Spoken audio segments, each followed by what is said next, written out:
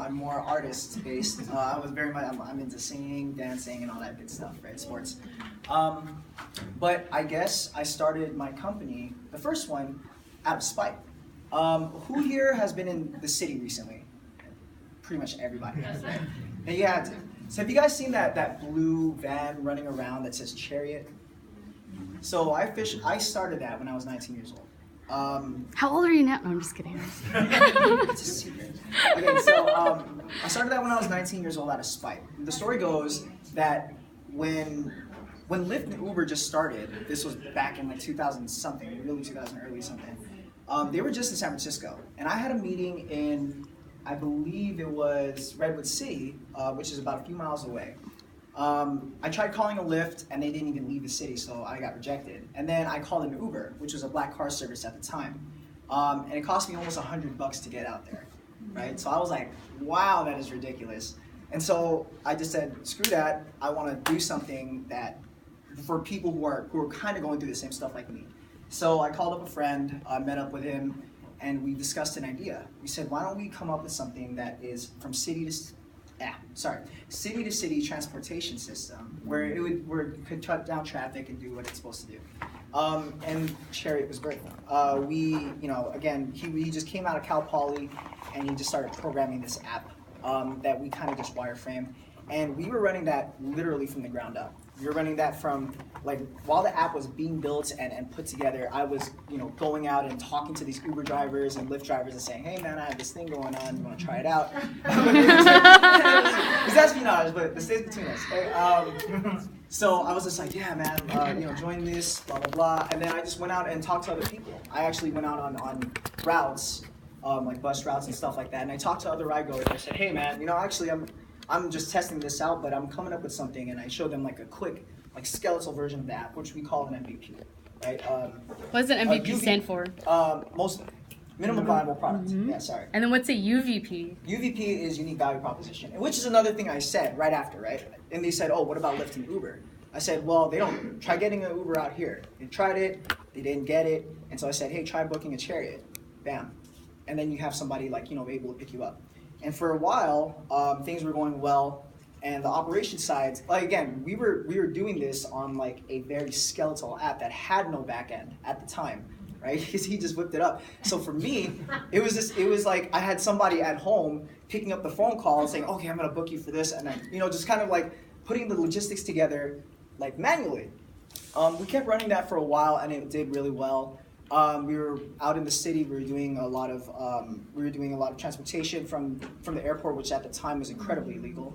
We were doing a lot of transport from like about a mile or a half a mile away from the airport, and then we were just bringing them to their houses. Eventually, it went so well that we ended up getting called for an acquisition and said, hey, we really like your platform and what you're doing. Unfortunately, I can't disclose who bought it nor the name, but because I'm still covered under NDA. But it ended up really, really well, and that was like the first birth of me getting into startups. When did that happen? This happened when I was like 22, so like a few years after. I believe we started when I was 19. We started the company roughly when I was 19 years old, and then we made that exit. And with all the resources that I've garnered from that, I've started my second company, which Aaron has briefly mentioned, is let's put it this way. It's a passion project for me. It's a passion project for me because it's a problem that I wanted to solve when I was a fully artsy Filipino, right? Basically what my product does is everything a manager and a record label would do for a musician. So think about getting onto Spotify, Apple, Tidal, building a website, booking gigs, setting up a tour we just opened up LA. So from here to San Francisco, building in a website, kind of managing your schedule for you and all this. As you guys can tell, if you guys can't already, it's based on artificial intelligence, and we're introducing blockchain technology into musicians. So all the cuts and all these weird, complicated things that are happening for music in the music industry, hopefully we're solving that, and it was really indirect. So, and a little background about that was, the interesting thing actually, was that, as I said, I didn't even start as a tech guy, right? But I ended up picking up software engineering as I went. I first started with, I asked the guy who was programming the app, like, tell me what I need to know, because I can help you. right? He was getting stressed out by being the only engineer in the company, and he was like, oh crap, like, he's pulling out his hair. So I said, let me help you. I went in and I took my own time to learn software engineering. I took like one class. And then from then I kind of diverted into different practices and different languages and kind of understood what was esoteric to each and what wasn't, right? Kind of got the basic principles, kind of reversing, like approaching computer science the reverse, like the opposite way. Whereas everyone started with the fundamental building blocks of things that are, and the patterns that are similar, and then getting into like specialized languages, where I did the opposite. But it all ended up really well, right? So now at this point, I'm able to program an iOS app. I'm able to program an Android app. I've built video games, and right now I'm designing my own artificial intelligence with my team that will eventually run, on the platform, which is going to be sick. So what I'm basically saying here is, it sometimes is kind of daunting. I don't know. Show of hands here, who's thought about starting a company or building an app or doing something? Anyone? Yeah? Don't be shy, come on, everybody. Hold on, time. First of all, we're all Filipino, so we are chock full of ideas. Like, I don't believe when no one says, I haven't thought of an app. Like, I'm pretty sure somebody was like, that would be a good idea for an app, right? And I guess what I'm trying to do is trying to encourage you guys to take that. Because ideas when they're in your brain really aren't worth anything. At the end of it, it's all about execution. But the thing about execution is that 70% of it is just persistence and keep going. It's just persistence, keep going, and then the rest of it, 30% is all about learning. Okay, you screw up, and you're gonna do it better next time, or you're gonna take a different route and see what happens next, right? And like I said, I was nowhere near an engineer section. I'm not here to toot my own horn, but I'm just saying that there is a lot of possibility out there for you. And as long as you keep an open mind and you just stay persistent on something, you can go ahead and pretty much accomplish what you want to accomplish. We're all really smart here. The fact that you guys are in Berkeley speaks to your own skill and your own competence, right? So when it comes to starting a company, and when it comes to doing this, I like to, whenever I'm doing a talk like this, I like to kind of run through questions that people ask themselves already. And so maybe I could just address it for you here. The first one is, how do I start a company? First one's really easy.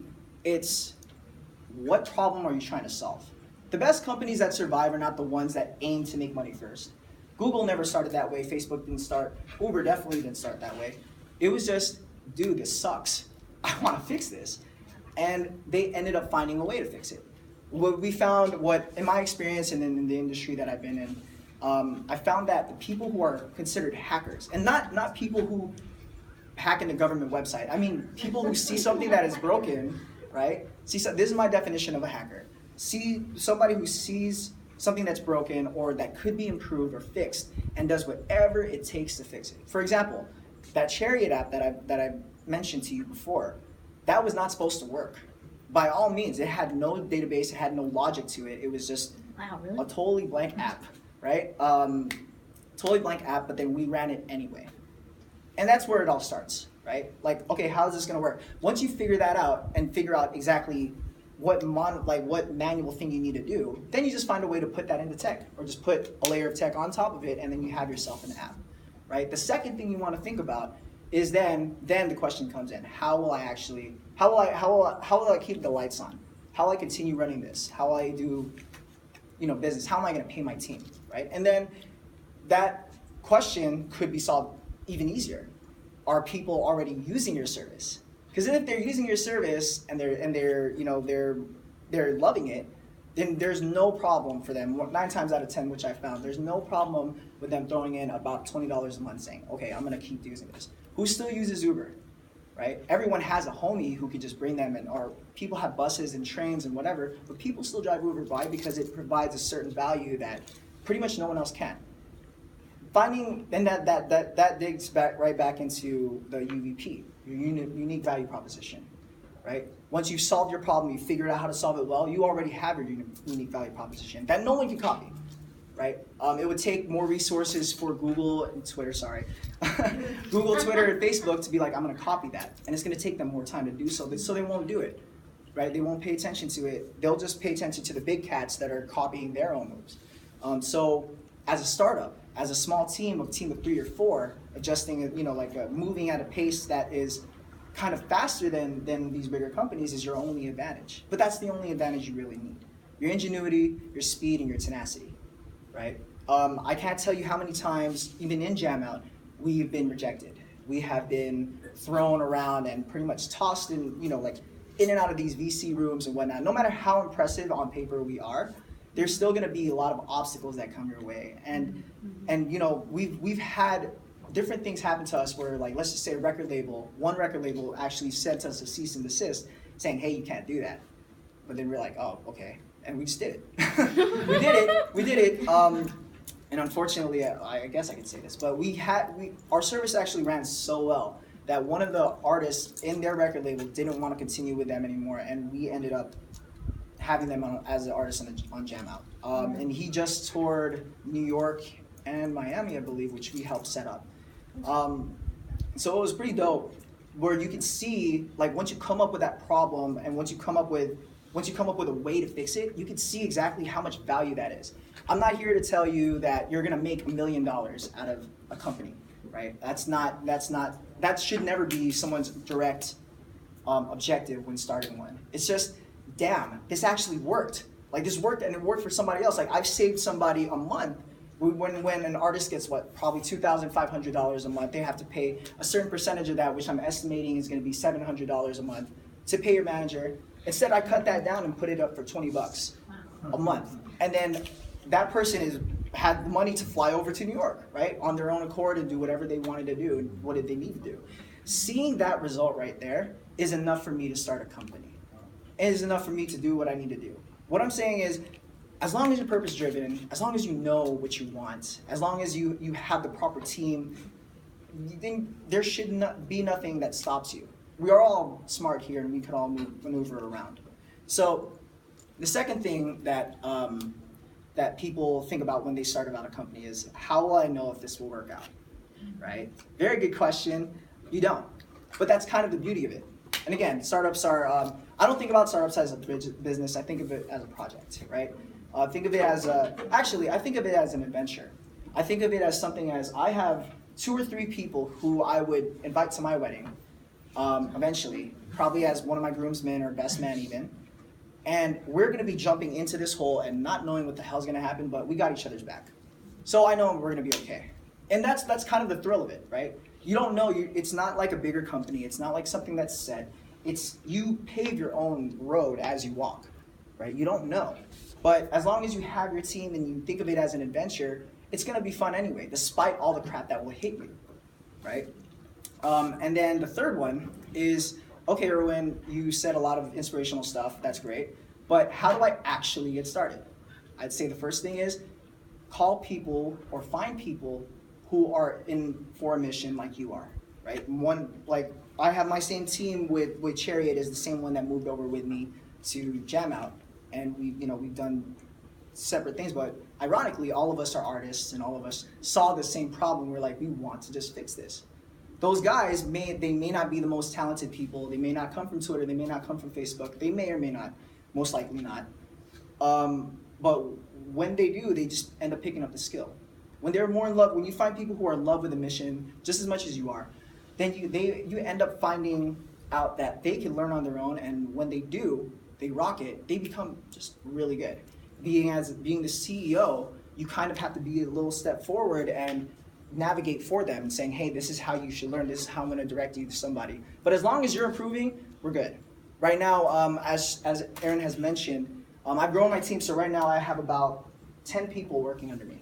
We're not as small of a startup anymore, but we actually do have an event going on in South San Francisco right now. Like, all of them are just meeting up, and then they're making an album together, which kind of sick, right? As it's going on.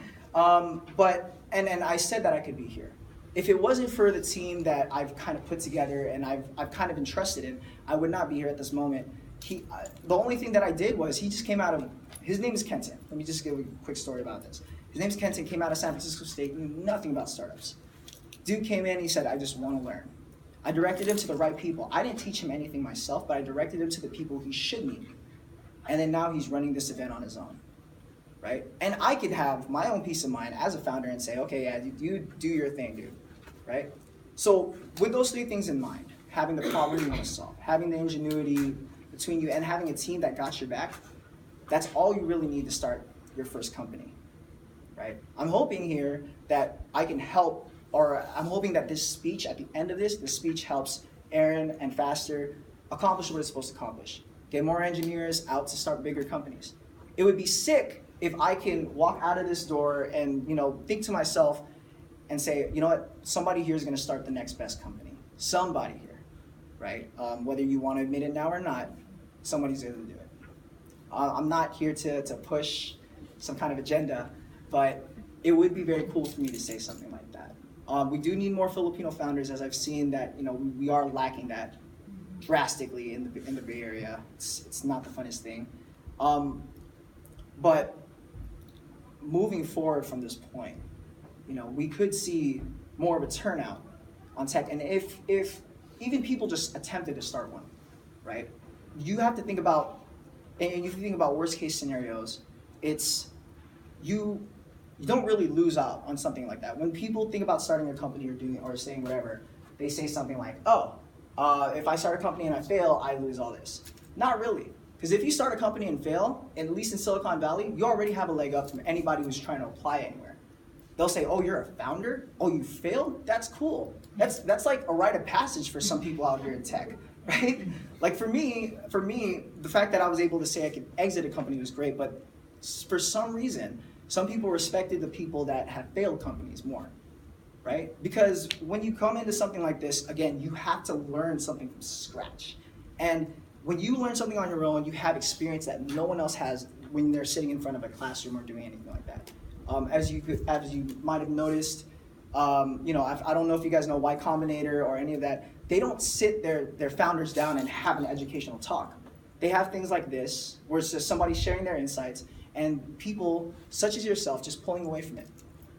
Startups essentially are the same thing. Walking into a job in Twitter and saying, hey, I started this company, we had this many users, it ended up failing for this specific reason, you already have a leg up. I've been asked to interview for a couple big companies already, solely for the fact that I've started a company, even if it was not in my interest, right? So walking away from a startup, if you win, then you obviously walk away really rich, right? Or walk away really wealthy. If you lose, you still have a big advantage, and you know things that other people cannot replicate because this is your experience, okay? Mentorship. Who are your mentors? Mentorship. While you Thank were you. That's building your another thing. company. Yes, last thing. Not just in school. The guidance, so I will say this, it is jumping into your own kind of stuff and figuring out like what to do next, which sucks if you're really, really on your own. Which was like the first half of my career. The second half was I was brought up with some people who just so happened to be tied into it. I can tell you exactly how important mentorship is, guys. Mentors are not exactly your teachers that will look over your hands. They kind of give you that responsibility to follow up with them and work with them on your own. But I can tell you for a fact, like I said, not learning from a classroom or learning from somebody else's experience pays off way more than actually just being in and sitting in a class about business, right? The experiences that they have are truly invaluable, because you may think you may know a lot as a founder, but trust me when I say they know more. You know what I mean? And founders that I've had is Mandeep Arora from Cantaloupe Systems. I've had a couple other ones from different places. I have Mark Zetter and I have all these other advisors to help me move and navigate my business, right? So, but if it weren't for them, we would not be in the position. Right now, we're actually in talks with E40, I Am Sue, some of the Bay Area rappers, and we've actually gotten interest from Nas. Who guys know Nas? I love Nas. Oh my god, I was just seeing Nas on the way. So Queensbridge Ventures actually reached out to us, and like I said, looking back into my journey with Jamout when I started this about a year ago, I didn't really expect to be out here, but it was because of the mentorship that I've received and some of the help that I've gotten from Aaron and company that led to this amazing product, this thing that ended up creating value for people, right? So those four things, tied in with mentorship, should be enough for you to start your own company.